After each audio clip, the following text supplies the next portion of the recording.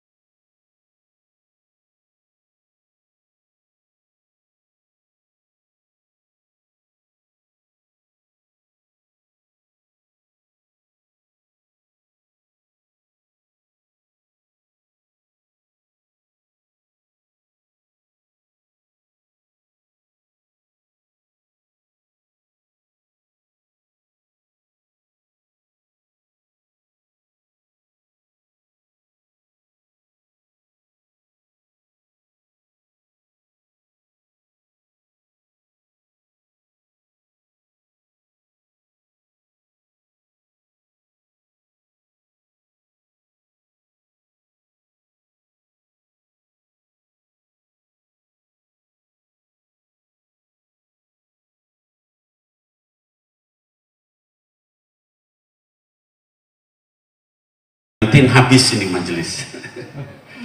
Ada beberapa yang bilang itu, saya bilang enggak apa-apa, saya ngurus majelis ini bukan ingin masyhur, bukan ingin terkenal, bukan ingin, tapi ikhlas melanjutkan ini majelis adik saya, beliau meninggal karena ngurusin majelis ini dan anak-anaknya yatim. Sebagai yang paling tua saya lanjutin, dan alhamdulillah sekarang majelis Rasulullah ini sudah 13 provinsi, 6 negara. Jadi ada MR Singapura, MR Malaysia, MR Australia, MR Hong Kong, MR Maroko, dan yang baru MR Belanda, Amsterdam, majelis Rasulullah. Jadi saya ingin berpesan kepada para khadim majelis Rasulullah Sallallahu Alaihi Wasallam dimanapun yang di sini maupun yang menyaksikan siaran ini, orang-orang yang gak ikhlas ngurus majelis ini gak akan bisa bertahan lama. Kalau ingin syahir, ingin terkenal, ingin dunia, ingin kedudukan, ingin urusannya dengan dunia, itu nggak bertahan lama di majelis Rasulullah. Udah banyak yang begitu, satu persatu dibersihkan sama Allah Subhanahu Wa Taala. Kita lihat tadi guru kita sampai dalam keadaan sakit pun beliau tetap hadir, pakai kursi roda, pakai ranjang rumah sakit, ya. Kenapa? Karena cintanya kepada Sayyidina Muhammad Sallallahu Alaihi Wasallam. Nah, anak-anakku sekalian, dalam haulnya Habibana Mundir pada malam hari ini saya ingin menyampaikan setidaknya ada 3 sifat yang bisa kita ikuti atau perlu kita teladani dari beliau rahimahullah ta'ala anhu. Yang pertama adalah istiqomahnya Habib Mundir dengan manhaj gurunya, yaitu Sayyidul Habib Umar bin Muhammad bin Salim bin Hafid. Luar biasa istiqomahnya dengan manhaj. Kalau antum sekalian yang tahu Habib Mundir sebelum berangkat ke Tarim, itu Habib Mundir itu mudah emosi. Kami kakak-kakaknya udah paham, beliau tuh mudah marah karena beliau kena penyakit asma yang seminggu itu 3 kali kambuh. Dan kalau sudah kambuh keluar keringat sebesar biji-biji jagung, nggak bisa napas, pucat pasi, ngomong nggak bisa, napas pun susah. Jadi kurus badannya, kecil dulu waktu belum ke Tarim. Jadi kami kakak-kakaknya maklum kalau dia marah. Tapi begitu dia pulang dari Tarim berubah 180 derajat. Tawaduknya, halusnya, bahasanya. Kepada saya dan kakaknya yang lain, beliau selalu bilang, "Nam ya Sayyidi, nam ya Sayyidi," selalu gitu, ya.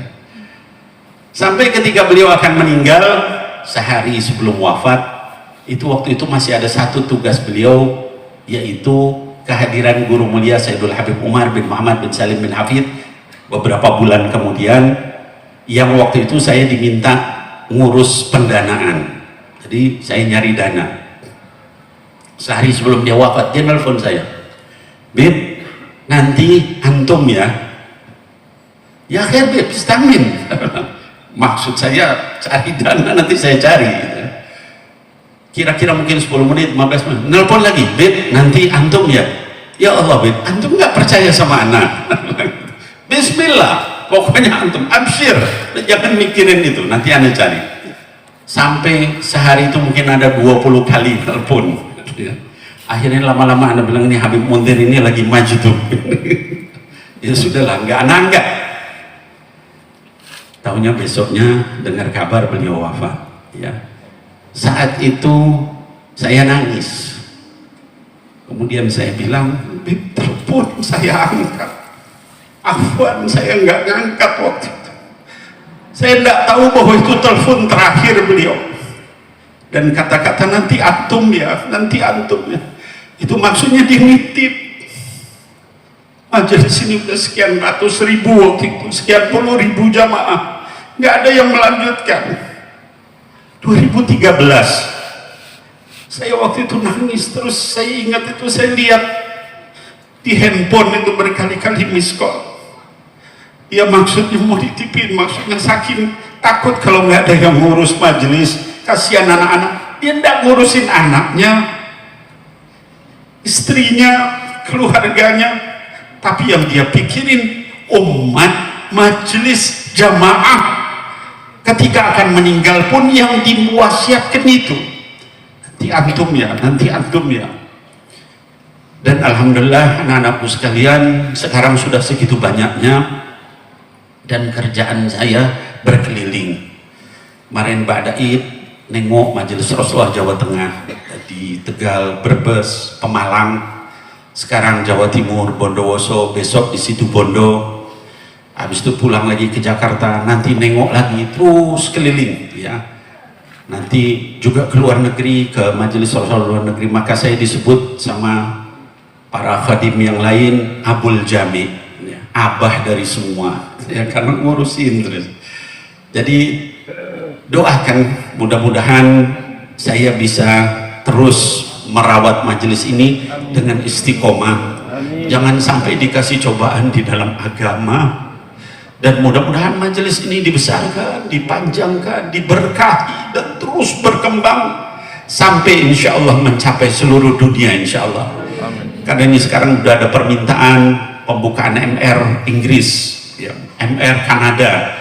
Saya bilang apa saya sanggup nerusin ini, sementara Muhammad sama Hasan anaknya Habib Mundir masih kecil, belum bisa untuk melanjutkan. Alhamdulillah ada Habib Idrus, alhamdulillah ada Habib Ali ya. Jadi sekarang banyak habaib, banyak para ulama, para kiai yang melanjutkan majelis ini, dan hendaknya kita semua taat kepada manhaj seperti Habib Mundir. Tadi yang pertama istiqomah dengan manhaj gurunya. Yang kedua, Habib Mundir itu mengutamakan gurunya lebih dari dirinya sendiri. Namanya ta'alluq.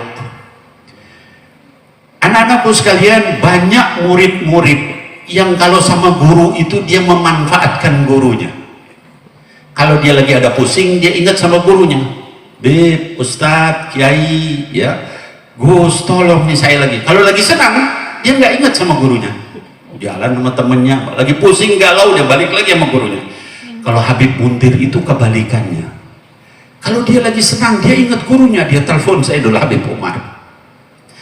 Dan Habib Mundir itu pernah duduk di depan pintu rumahnya Habib Umar bin Hafid sampai berjam-jam nunggu gurunya pulang dari ceramah dakwah.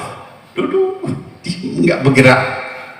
Saking khidmah sama gurunya, maka sama Allah Subhanahu wa Ta'ala diangkat derajatnya. Dan ketika beliau wafat, banyak yang nanya ke saya, Bib, kenapa dikasih nama Sultanul Qulub? Apa enggak keberatan itu nama itu? Saya bilang, mana berani kita nyebut Sultanul Qulub? Yang ngasih nama Sultanul Qulub itu gurunya Sayyidul Habib Umar bin Muhammad bin Wahada Sultanul Qulub, kata beliau. Guru mencintai muridnya. Ketika Habib Mundir meninggal, gurunya Sayyidul Habib Umar mengadakan hall untuk murid tercintanya Habib Mundir. Kalau murid mengadakan hall, guru biasa di mana-mana. Tapi guru ngadain hall untuk muridnya itu luar biasa. Kenapa? Karena cintanya Habib Mundir yang gak berbatas sama gurunya. Sampai anak-anakku sekalian, ini cerita banyak hal yang sebenarnya saya ingin ceritakan, cuma waktunya terbatasnya. Dalam satu kesempatan, ini saking cintanya sama gurunya, Habib Mundir itu kalau sudah urusan gurunya, dia tidak peduli sama siapapun. Dalam satu kesempatan, kami lagi acara di Monas, puluhan ribu yang hadir, ratusan ribu jamaah. Waktu itu kalau tidak salah ada Pak SBY juga, Presiden waktu itu hadir. Saya di sebelahnya Habib Umar, kalau Pak SBY itu Habib Mundir kalau tidak salah. Kemudian Habib Mundir lihat Habib Umar dalam keadaan lelah wajah. Ini lihat ini, murid sama guru sampai seperti itu. Dia lihat Habib Umar ini keadaannya lelah. Ketika Habib Umar selesai ceramah, terus Habib Mundir berbalik ke podium, terus beliau bilang, jangan ada yang deketin Habib Umar, jangan ada yang salaman. Ingat ya, kata beliau gitu. Karena gurunya kelihatan capek. Ketika pada saat mau bubar, Habib Umar berdiri, ada seorang habaib yang datang, terus nyodok gitu ke Habib Umar sambil bawa air. Itu Habib Mundir tidak bilang AB, langsung didorong sama beliau sampai guling-guling orang itu. Terus dia tetap jagain gurunya, nggak boleh ada orang yang dekat, sampai Habib Umar turun ke mobil. Habib tadi itu masih muda ya.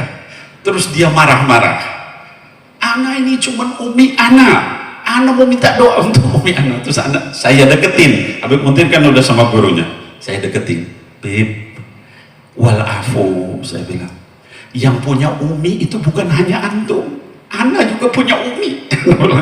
Tapi Habib Muntir sudah bilang jangan deketin guru anak, jangan.